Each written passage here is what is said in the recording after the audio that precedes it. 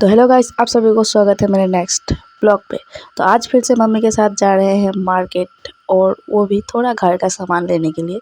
तो मम्मी को रेडी होने के बोल दिया और मैंने भी रेडी हो चुकी हूँ, और इधर हेलमेट लगा के अपने आप को देख रहे हैं कितना सुंदर लग रही हूँ।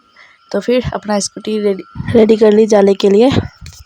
मम्मी को आगे बढ़ने के लिए कहते ही मैंने थोड़ा सूट ले ली, और फिर फाइनली आके पहुँच गई मार्केट।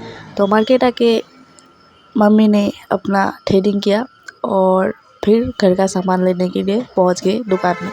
तो यहाँ मतलब मम्मी को और मुझे थोड़ा सामान पसंद आया। अपने सामान को पसंद करके ले लिया और उसे पेमेंट करके फिर निकल गई बाहर जाने के लिए। तो इधर आके देखा तो पूरा ट्रैफिक जाम लगा था। फिर टेलर के पास आया, थोड़ा कपड़ा सिलाई था तो उसे भी ले लिया और घर के लिए रवाना हो चुकी हूँ। तो आज के लिए इतना ही, मिलते हैं नेक्स्ट ब्लॉग। और हाँ, वीडियो अच्छा लगे तो प्लीज़ लाइक शेयर।